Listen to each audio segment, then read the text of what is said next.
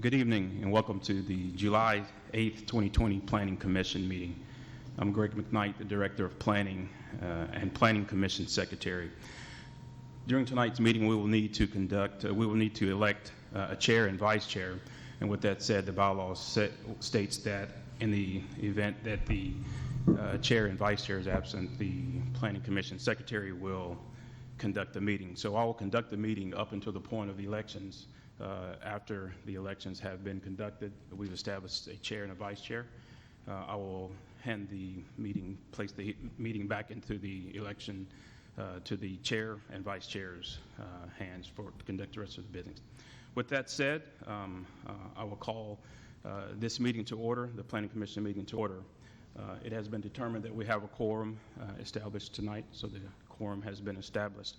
And at this time, if I may switch item 4 and 3. We'll move item 4 up into item 3 so we can conduct the election of the chair and vice chair for the 2020-2021 planning year. At this time, I will open the floor for nominations for chair. Make a motion that we nominate our current chair, Ms. Kathy Jones. Second. Motion and have the second. All in favor? Aye. Aye. Thank you. And we'll now open the floor for nominations for vice chair for the 2020-2021 planning year. It'd be my pleasure to nominate Mr. Ken Halliburton to do that. Second. We have a motion and properly second. All in favor? Aye. With that said, I will now congratulate Chairperson Kathy Jones and Vice Chair Ken Halliburton, and it'll be my pleasure to turn the meeting over to you guys. Thank you very much. Appreciate that, Mr. McKnight. So our first item of business will be to approve the minutes of the May 20th, 2020, the June 3rd, 2020, and the June 17th, 2020 Planning Commission meetings. Do we have anybody that had any additions or corrections to any of those minutes? If there are no questions, I move for approval. Second. I have a motion and a second. All in favor, please state aye. Aye. Any opposed? Okay. Under our public hearings tonight, we do have two public hearings. The first is a zoning application to amend the Victory Station PUD to modify the use chart on approximately 32.6 acres located south of Franklin Road and east of Rucker Lane. Swanson Development is the applicant. Mr. Blomley, welcome. Thank you, Madam Chair, and good evening to you, Madam Chair, and members of the Planning Commission, and congratulations to you, Ms. Jones and Mr. Halliburton, another year. Our first public hearing tonight is a PUD amendment for the Victory Station planned development, which is located along the south side of Franklin Road and east of Rucker Lane. It is actually, the Victory Station PUD actually straddles both sides of Franklin Road. It's both on the north and the south side of Franklin Road. But what we've done is we have highlighted the areas that they are proposing to amend. So we've kind of zoomed in on the areas where there are changes proposed. All other areas that you see that have the PUD label here, this area here, none of those areas are proposed to be changed, just the areas that are shaded in the blue. The primary changes are with regard to the use chart for the Victory Station plan development for these areas. Swanson Development, in an effort to attempt to build it out, and this plan development's going on 20 years old. I think it was approved in 2000 by the Planning Commission and City Council. They've had a lot of movement on it. A lot of good development has occurred in that development, or in that plan development, but it is such a large area that it has taken quite a lot of time to build out. It's already survived one recession, and so Swanson Development is attempting to keep it vibrant and evaluate the uses that are permitted in it, and in order to keep things moving on it and keep things being developed on that property. So there are a few specific changes that they're looking for. There is a couple of areas that, just for simplification, that they're looking to combine. They call the different areas parcels. So there's parcel J and K and parcel Q and R. And zoom in a little bit. So J and K and Q and R are on both sides of the intersection of Battalion Boulevard, which is basically Fortress Boulevard extended south of Franklin Road, and Swanholm Drive, which is the street that connects Franklin Road down to Rucker Lane. So Q and R is here, J and K is here. And so what they're looking to do is to combine J and K into one parcel to where all of the uses are, so that they are identical to one another, and Q and R into one parcel so that they're consistent. And so in other words, eliminating two parcels from the use chart and kind of simplifying things a little bit. One of the things that does is in the Q and R parcel, one of those permits single-family attached, one of them doesn't currently. So I believe it's Q, which is 6.8 acres, would permit single-family attached, as well as a couple of other uses that are currently not permitted there. And at 6.8 acres with the 7 dwelling units per acre allowed by the sewer allocation ordinance, that would allow approximately 47 or 48 dwelling units in that area, which would not currently be permitted under the current use chart.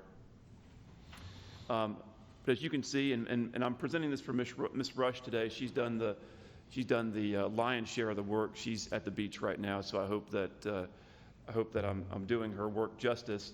But she did a great job of putting together a table that was a much simplified version of what was submitted by the applicant, showing you what the new uses are that are proposed in each of those different quote-unquote parcels.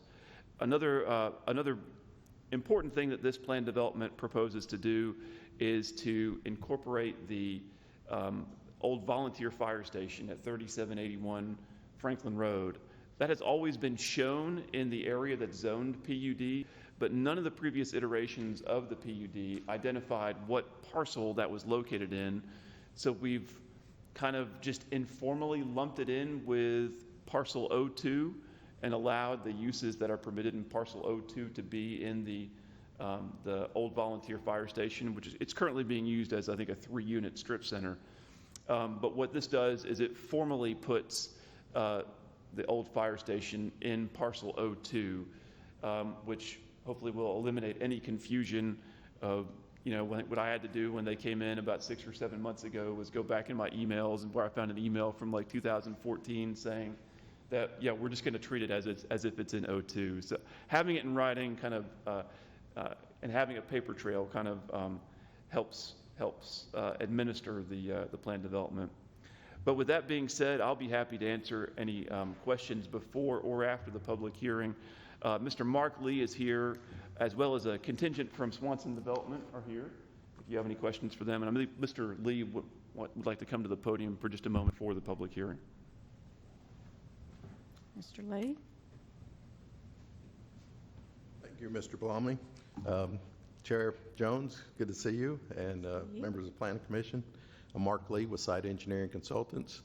I don't want to add anything to what Matthew stated. He covered it pretty well, but I just want to let you know that I'm here as the developer's engineer. If you have any questions for me, I'll be glad to try to answer those.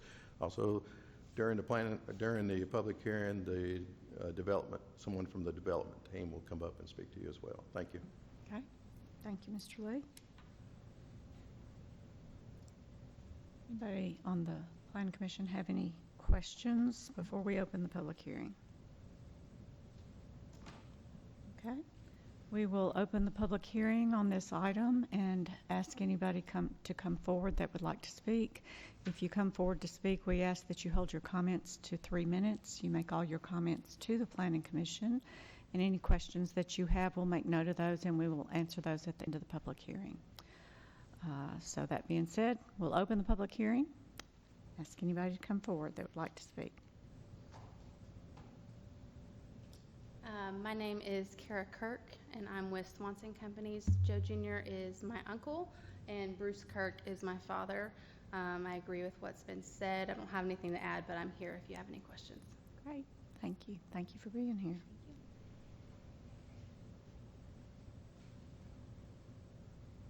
Good evening, I'm Joe Swanson Jr. Chairman Lamb, I'm Chairman Lamb, listen to me. How many times has that happened? Well, he What, just now? Really? Have I been up here only before? here like 27 years, so I get it. I get You it. get it? Yeah. I'm with you. I'm That's sorry. fine. That's fine. I just wanted to, I've been up here for many years. That's off and right. on, and I just wanted to let you know that I'm not getting out, but I'm kind of letting some of my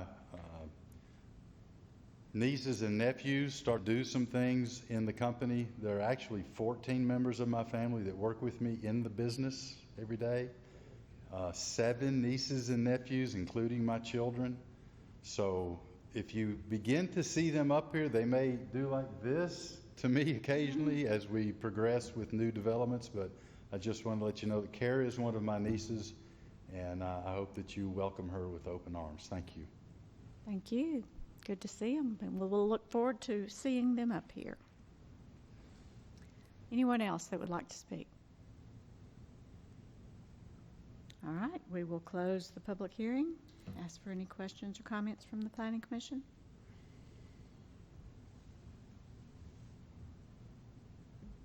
I don't have any questions or comments, and if there are none, I'll make a motion that we approve, subject to all staff comments. Second. Motion and a second. All in favor state aye. Aye. Any opposed? Okay, motion passes. And Kara, it may not be quite that easy every time you're up. But thank you for coming, and great one to start on. I have a feeling that Mr. Swanson has some stories. I'm sure, I'm sure. All right, moving on, our next item is the proposed amendments to the zoning ordinance to Section 26, off-street parking, queuing, and loading regarding off-site parking agreements, joint parking agreements, and other miscellaneous items. City of Murfreesboro Planning Department is the applicant. Mr. Blomley. You like how I put that Yeah, ambiguous throw term in a there, few other miscellaneous items? things. Thank you, Madam Chair. Our next public hearing is, I know y'all have heard me talk about it a couple times. It is not a rewrite to Section 26 of our zoning ordinance dealing with off-street parking, queuing, and loading, but has some substantial changes to it. I think that they are improvements. And I think, Mr. Ives and the entire planning staff worked very hard on this, and we feel that this will be help in our administration of the zoning ordinance. And I'll just go over very briefly a few of the proposed revisions. So one of the things that has hindered us when we're talking to developers who need some additional parking that they can't accommodate on site, our zoning ordinance has provisions for off-site parking agreements. Now, off-site parking agreements are typically owned by someone other than the person who is, or the off-site area is typically owned by someone other than the person who needs it. And right now, our zoning ordinance requires that the off-site area that a developer attempts to use to meet his minimum parking requirements be in his same ownership. Why that's in there like that, I have no idea. I think it maybe 99% of the time it's going to be in different ownership. So, we want to come up with flexible solutions, creative solutions so that people can meet their minimum parking requirements as long as they're reasonable. And so what we've done is we have kind of revamped the part of Section 26 dealing with off-site parking agreements to make it clearer and to remove that stumbling block, because every time someone comes in and asks for an off-site parking agreement, we have to say, do you own that property that you're trying to use? And it's really hard to get around that requirement. So I think this is a major improvement and will help grant some more flexibility.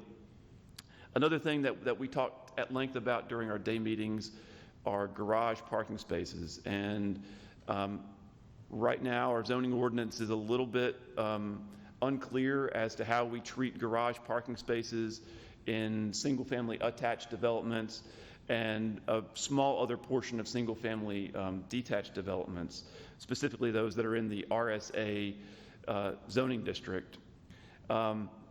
So when developers choose to meet their minimum parking requirements with garage parking spaces, we've really no parameters for how to handle that. And that includes dimensional requirements for the garages to make sure that the garages are of sufficient size to park 1 or 2 vehicles, how many ever they're designated for, and also to put in some restrictions as far as how those spaces can be used if the developer is voluntarily choosing to use them to meet his minimum parking requirements. And I think that's an important point to remember, is that we are not forcing developers to use their garages towards minimum parking requirements. It's something that generally they are choosing to do.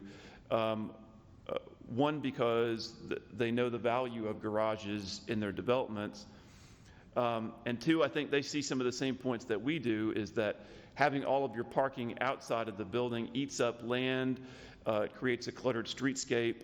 And so I think that both staff and developers see the value of having those units be garage units.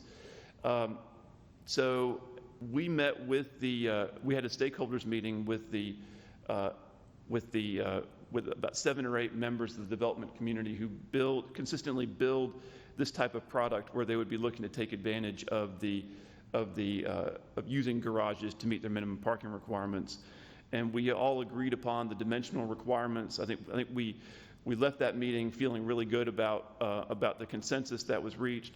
And also, one of the things that I think everybody agreed on was that predictability is a good thing, knowing what standards they need to design to. And right now, with there being kind of ambiguous standards, we're all kind of wrestling with what it should be. And so putting something in place that both staff and the designers can look to when one of these developments comes through I think it was important to everybody. Now, we would use these standards when there was a planned development, but when a developer requests a planned development, they do have the option to request to deviate from the dimensional requirements, for example, if they can provide good reason for why that might be the case. So we think that's another improvement to Section 26. The other major thing in there is with regards to parking stall size. Now, right now, our zoning ordinance, for each various angled parking space, there is a 8.5-foot width parking stall and a 9-foot width parking stall. With many of the oversized SUVs and pickup trucks, we thought that the 8.5-foot stall probably would not be a good idea to have as 100% of someone's parking spaces in a development. We want to have the ability to have flexibility to have a certain number of parking spaces be for those smaller cars that might fit in those spaces, but we wanted to make sure that a developer wasn't trying to overuse those spaces. And right now, there is not a cap on the number of 8.5-foot wide spaces that can be used in a development. So what we are proposing is to cap that at 20% of the number of spaces in a development can be at the 8.5-foot width. Now, there's an exemption in the City Core Overlay District because there's an acknowledgement by us as staff that greater flexibility is needed in the City Core Overlay District. Many of the lots in the City Core Overlay District are tight, and we know that every square inch is valuable real estate, and we want to promote development in the City Core Overlay District and not allow that flexibility. So those 3 changes are the major changes that we're proposing. There are some other miscellaneous changes that are proposed in there as well. But we feel that by and large, these are improvements to our zoning ordinance and will improve our ability to administer it. I'll be happy to answer any questions before or after the public hearing on this matter. Any questions for Mr. Blomley? Okay, thank you, Mr. Blomley. We will open the public hearing and ask anybody to come forward that would like to speak on this item.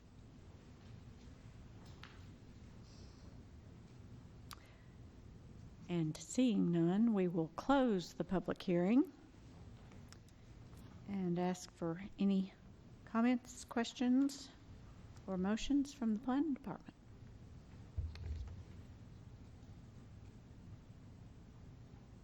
Matthew, I think this is a good example of something that came before us in the past that was there were a great deal of concern about, and I know your department has done an incredible amount of work working with the developers and cooperating with them in order to come to a consensus of what would be best as far as development in our city.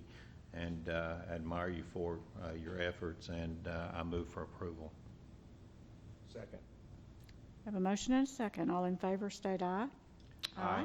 Any opposed? Okay, the motion passes. Thank you very much. And yes, thank you, Mr. Blomley, for all that hard work. Thank you. Next, I was going to ask for other business. Yes, ma'am, I have one. As you all were polled by email, we are we are proposing to change the time for next week's meeting from 1 p.m. to 2:30 so that the council workshop and the planning commission meeting don't overlap. And just because our calendar is published with a 1 p.m. meeting time, I would ask for a motion to officially change the meeting time for next week's meeting from 1 to 2:30. So moved. Second. Motion and a second. All in favor, state aye. Aye. Any opposed? Thank you. And I believe Mr. Huddleston has. 2:30 next week. And then, yes, Mr. Huddleston, welcome. Thank you, Chair Jones and members of the Planning Commission. Just want to remind the folks watching online and those in our audience tonight about continuing efforts to promote our census. And if you have not completed the census form online, we'd ask that you visit www.my2020census.gov, and it certainly helped the city of Murfreesboro out.